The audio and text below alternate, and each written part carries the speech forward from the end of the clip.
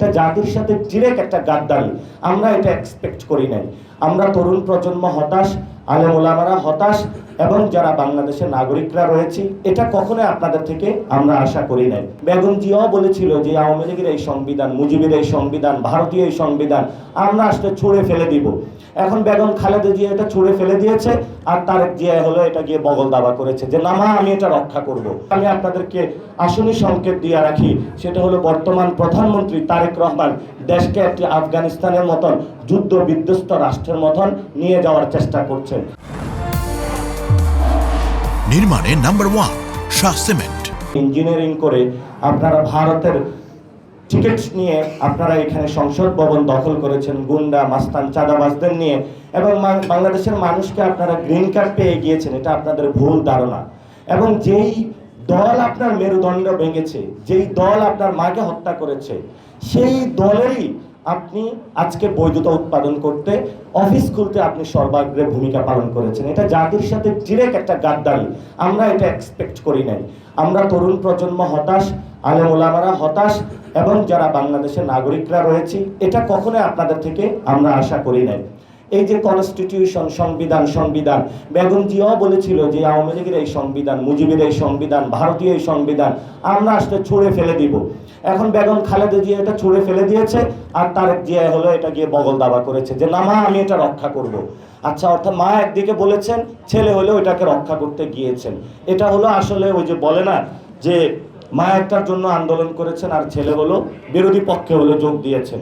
এখন হলো যেটা উনি করেছেন, এটা আসলে বাংলাদেশের মানুষের সাথে ঠিক করেন নাই। আমরা আশা করব প্রধানমন্ত্রী উনি যেই হোক না কেন, ওনাকে অ্যাকাউন্টেবিলিটি এবং রেসপন্সিবিলিটির জায়গায় আসতে হবে। অনেকে বলেন যে তোমরা কথাবার্তা বন্ধ করে দাও। আমরা বলবো যে কথাবার্তা তো আল্লাহ যেহেতু মুখ দিয়েছে, জবান দিয়েছে, তুমি কথাবার্তা কেড়ে নেওয়ার তোমাকে অধিকার কে দিয়েছে? সংবিধান আমাকে অধিকার দিয়েছে। যতদিন আমরা বেঁচে থাকি ততদিন কথা বলে যাব, কারণ কথাটাই তো ইম্পর্টেন্ট। কারণ এই কথা বলারই তো রাইটসটুকু আমাদের আছে। বাকি সবটুকু তো কেড়ে নিয়েছেন ভারতের বিভিন্ন আধিপত্যবাদ শক্তির মাধ্যমে। এই জন্য সেনাবাহিনী থেকে শুরু করে সিভিল সোসাইটি যারা আজকে সম্মতি উৎপাদন করছেন আওয়ামী লীগের পক্ষে, আপনারা যদি এটা করতেই থাকবেন, তাহলে ভবিষ্যৎ যে পরিস্থিতি, সেই পরিস্থিতি হলো বাংলাদেশকে আপনারা একটা আফগানিস্তানের মতন যুদ্ধ বিধ্বস্ত দেশের দিকে নিয়ে যাচ্ছেন। যেটা আমি আপনাদেরকে আসনি সংকেত দিয়ে রাখি, সেটা হলো বর্তমান প্রধানমন্ত্রী তারেক রহমান দেশকে একটি আফগানিস্তানের মতন যুদ্ধ বিধ্বস্ত রাষ্ট্রের মতন নিয়ে যাওয়ার চেষ্টা করছেন। আমরা ওনার মতন এই যে ষড়যন্ত্র, এটা বাস্তবায়ন করতে বাংলাদেশে আমরা দিব না। আমরা শান্তি চাই বাংলাদেশে। তারেক রহমান যদি বাংলাদেশকে আফগানিস্তানের মতন একটি গৃহযুদ্ধের মতন ছেড়ে দিতে চান, যুদ্ধ বিধ্বস্ত একটি দেশ বানাতে চান, সেই সুযোগ কিন্তু আমরা আপনাকে দিব না। যথেষ্ট ধৈর্য ধারণ আমরা করতেছি। এবার কিন্তু আমরা একবারই নামবো। ওদের তো দিল্লি আছে, আপনাদের তো সেই ঠিকানাও নাই। এবার আপনাদেরকে লন্ডনে যাওয়ার সুযোগ দেওয়া হবে না, এবং আপনাদের জন্য একটি ফয়সালা হবে, সেটা হলো বঙ্গোপসাগর, এবং সেই বঙ্গোপসাগরে আপনাদেরকে যেতে হবে।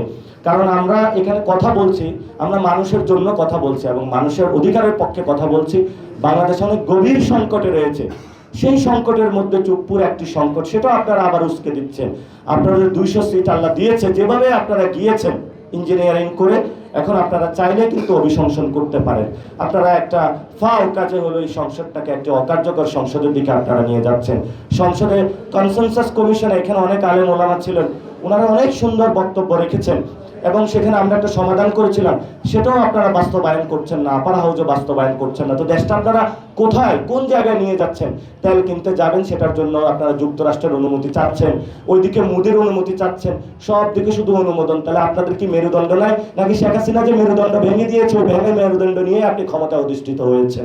এই জন্য হলো যদি মেরুদণ্ড ভাঙা থাকে, তাহলে আমরা বলবো বাংলাদেশে ঢাকা মেডিকেল কলেজে আপনি ভর্তি হন, আমরা সবাই ট্যাক্সের টাকা দিয়া দান খয়রাত করে আপনার মেরুদণ্ড আমরা ঠিক করে দিব। তারপর আল্লাহর রাস্তায় দেশটা কোথাও বিক্রি করবেন না।